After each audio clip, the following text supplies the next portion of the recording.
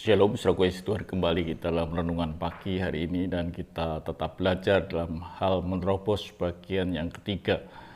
Di bagian ketiga ini kita tetap membahas yang disebut bahwa yang menerobos bukan orang-orang kuat, tetapi Tuhan izinkan bahwa orang-orang lemah, orang yang tidak masuk hitungan, diberi kekuatan Tuhan untuk bisa menerobos.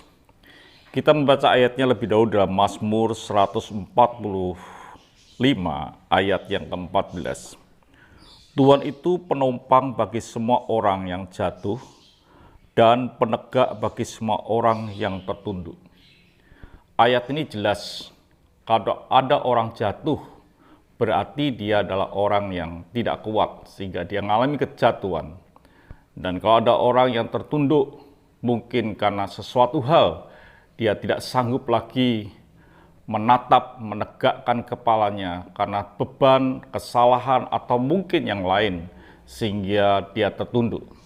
Tapi firman Tuhan berkata bahwa Tuhan itu menopang, bahkan menegakkan orang yang tertunduk. Jadi di sini kita ngerti jelas bahwa untuk menerobos, Tuhan izinkan orang-orang yang jatuh, orang-orang yang tertunduk, untuk ditegakkan, dibangkitkan kembali, untuk mencapai apa yang jadi rencana Tuhan. Dalam kisah yang kita akan lihat, yaitu di dalam Markus 5, ayat yang ke-24 sampai dengan 34. Kalau saudara punya kesempatan, saudara bisa membacanya dari ayat demi ayat. Ada banyak ayat yang kita bisa lihat di pasal ini.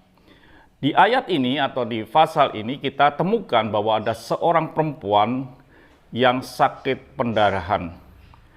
Dikatakan dalam firman Tuhan di Markus 5 ayat yang ke-25, adalah di situ seorang perempuan yang sudah 12 tahun lamanya menderita pendarahan.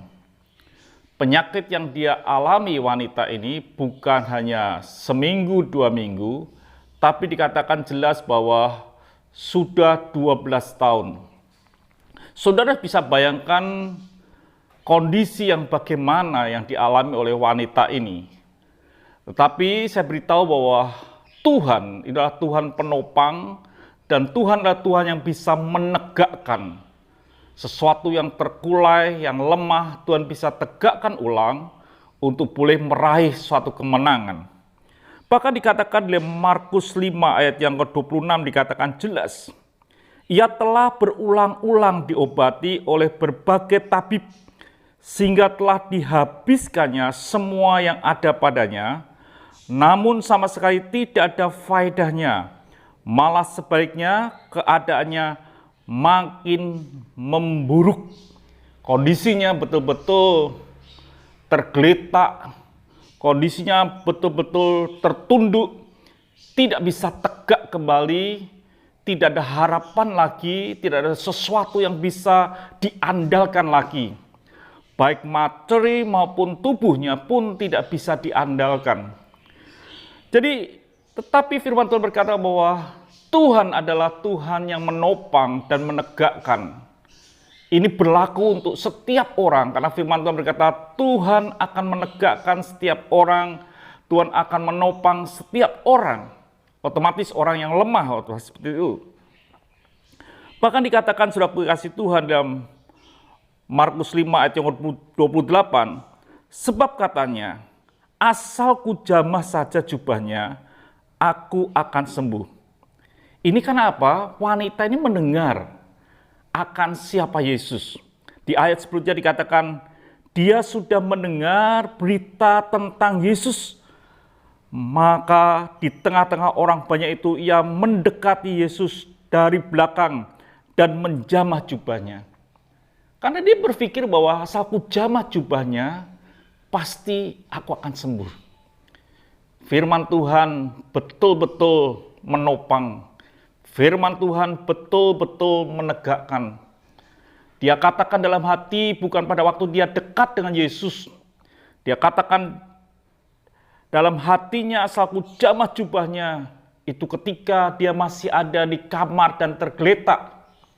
Dan ketika dia keluar, dia jumpai begitu orang banyak mengerumuni Yesus. Tapi keyakinannya, karena imannya tentang firman Tuhan, itu membuat satu kekuatan baru. Firman-Nya menopang dan menegakkan.